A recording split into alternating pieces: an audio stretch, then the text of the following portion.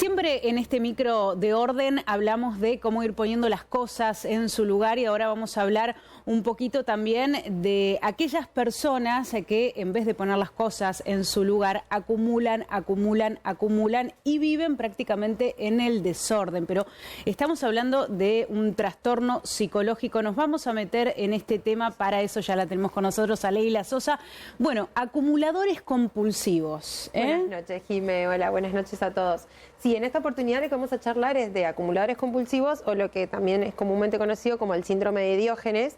Esta gente que poco a poco empieza a juntar cosas en su casa y empieza a tomarlo como un hábito. Puede llegar a ser tanto cosas materiales o cosas que compran, como cosas basura, bolsas de papel. Uno por ahí dice, ¿en qué momento me doy cuenta que esto me está pasando a mí o que esto me está que es algo que yo estoy viendo? Y bueno, las pautas para darnos cuenta de esto es no cuando nosotros tenemos guardado en el placar una bolsa de papel con varias bolsas adentro, sino cuando ya le destinamos un lugar completo a eso. O cuando... ¿Qué sería un lugar completo? Un mueble completo. Ajá. O cuando ya no entra más adentro del mueble y empezamos a poner al lado otro mueble para guardar cosas, o empezamos a apilar las cosas por sí sola. Este síndrome se caracteriza porque las personas no encuentran ningún motivo por el cual deshacerse de las cosas, ya sea la bolsa plástica del súper, ya sea el plástico o el envoltorio con el que vino la comida. Siempre le van a encontrar un motivo, una utilidad o algo que supone tener valor económico, que en realidad obviamente no es así. Empiezan incluso a no desechar la basura o separan la basura con un criterio no tan lógico. Las pautas y las cosas que podemos empezar a tener en cuenta nosotros es esto: cuando nosotros vamos a la casa de las personas o estamos conviviendo con las personas y le preguntamos si podemos tirar esto y te dicen que no, que para algo va a servir. Cuando ya no hay espacios vacíos, cuando nos damos cuenta que no hay mesas vacías, que no hay sillas vacías, que van a hacer compras de cosas que realmente no necesitan, no utilizan nunca. Las personas que acumulan y acumulan no se dan cuenta de No de se este dan trastorno. cuenta, exactamente, no se dan cuenta. En realidad ellos lo hacen como una habitualidad, pero no se dan cuenta que lo que están haciendo ya es excesivo y ya no va más. También nos podemos empezar a dar cuenta de esto porque ellas mismas, o sea, estas mismas personas empiezan a entrar en un loops en donde ellos ya se ven desarreglados. La limpieza ya empieza a ser algo que no es importante, porque nosotros vemos estas imágenes que estamos viendo ahora y decimos, ¿cómo puede ser que alguien pueda vivir así? ¿Cómo alguien puede ser que no puedan limpiar, como que puedan comer en esa circunstancia? Y sí, lo que pasa es que ya para ellos la limpieza no es tan importante como parece. Entonces empezamos a levantar los sillones y empezamos a ver cosas para limpiar, empezamos a encontrar los tachos de basura que no se cambiaron hace un montón, empezamos a encontrar restos de comida que supuestamente van a comer después, pero al finalmente no se comen y están verdes. No se tira absolutamente nada. No se tira absolutamente nada, exactamente. Obviamente esto que hace, los cierra, esa persona empieza a no recibir gente a su casa, empieza a los que vamos habitualmente a visitarlos y los queremos ayudar y les decimos, vamos a venir un día a limpiarte, empiezan a separarte. Entonces es algo... Ese es el momento en el cual alguien tiene que tomar una iniciativa y decir, bueno, es un punto final a esta circunstancia, y llevarlo con cualquier excusa o llevar a algún médico a domicilio también para empezar a tratarse. ¿Por qué? Porque de esta circunstancia no hay un organizador profesional que pueda ir a hacer un detox de una casa así, ¿sí? Esto es un trabajo que se hace, que se empieza con un médico específico, claro, especialista. Y va mucho más allá del orden en sí. Va mucho más allá del orden en sí, y por lo general esto se empieza a tratar con los médicos que corresponden y después se empieza a hacer el trabajo, la familia, un organizador o quien sea, el trabajo de limpieza. Es importante entender que ellos tienen que llegar al punto en el cual se den cuenta de que esto está mal y limpien o organicen con uno, ¿sí? Entonces, nosotros ni nadie, digamos, podemos entrar en la casa de alguien y decirle, bueno, dale, listo, vamos, chau, y empezar a tirar cuando están dentro de esta circunstancia. El principal motivo es el que van a volver a hacerlo, digamos, o sea, van a sentirse atacados. Hay que empezar por adentro, digamos. Claro, van a sentirse atacados, van a sentirse muy mal, vamos a entrar en un conflicto muy grande y lo que vamos a hacer va a ser alejarlos. Entonces, y lo que menos queremos en estas circunstancias es alejarlos.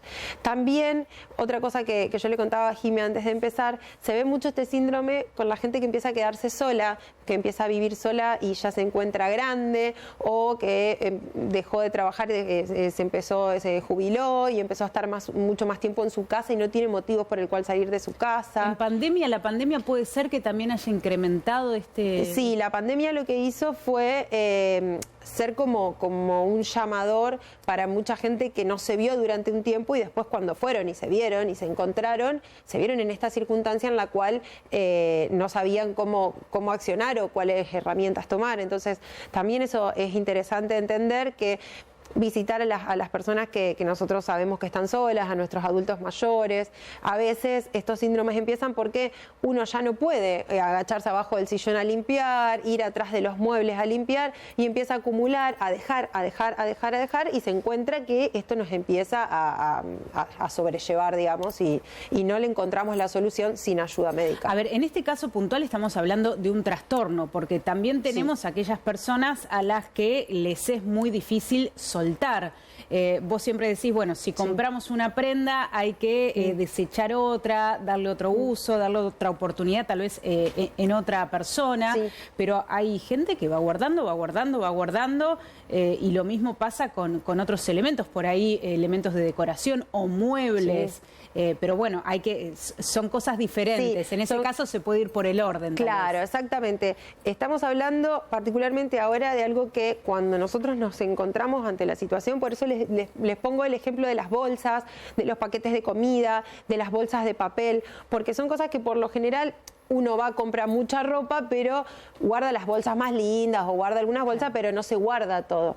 Sí podemos notar este síndrome con esta patología cuando la gente ya compra cosas que directamente no saca de las bolsas.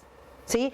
Cuando, por ejemplo, tenemos un mueble o una mesa en donde vemos bolsas de compras que tienen las cosas adentro tal cual, nunca lo sacaron, nunca lo usaron, es muy probable que si uno le pregunta nunca se lo hayan probado.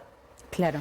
O sea, fueron al negocio, lo compraron como una cosa compulsiva, pero no se la probaron, no la usaron. Entonces, ese también es un disparador para darnos cuenta que, bueno, que la compra está siendo ya algo que no pueden controlarlo o que no pueden entenderlo ellos. Algo compulsivo. Exactamente, algo compulsivo. Bueno, y también tenemos todo lo contrario. Tenemos aquellas personas que tienen algún TOC, tal vez, y que son fanáticos del orden, en donde ya pasa de blanco oscuro, digamos. Sí, exactamente. ¿Cuál sería el otro extremo de esto? Las personas que no pueden salir de su casa sin dejar exactamente la puerta entreabierta siempre del mismo modo, que vuelven a entrar a ver si la tapa del inodoro está baja o no, que cierran todas las perillas del gas, que tienen, o sea, esas personas que no pueden salir de su hogar sin dejar exactamente todo en el mismo lugar, que les hace mal y muchas veces pasa a tener cosas de diferentes colores. Por lo general la persona que es muy obsesiva del orden tiene todo blanco, gris, negro, o sea, o natural, y no te estoy hablando cuando uno lo decide, ¿no? Por una cuestión estética, sino cuando realmente no puede, o sea, no puede virar hacia otras cosas.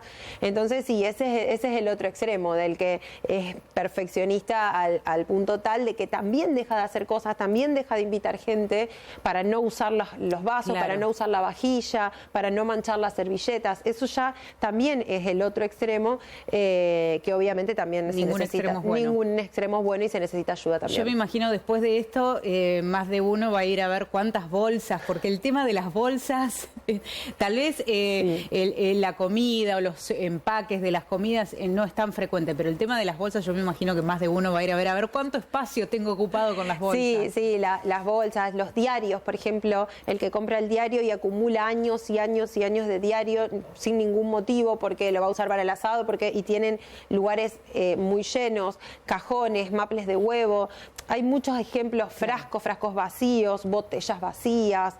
Hay mucho ejemplo de cosas que uno nos empezamos a ver que ya la cantidad es excesiva y que ya nunca le encontramos el motivo, la razón o el momento perfecto para deshacernos de eso. Claro. Y ya cuando le pasamos a algo el dedo por arriba y vemos que tiene tierra, ya eso hace mucho tiempo que está en casa. Bueno, buenísimo nuestro micro de hoy. Nos vemos la semana que viene. Nos vemos la semana que viene. Muchas gracias, Leila. Hasta luego.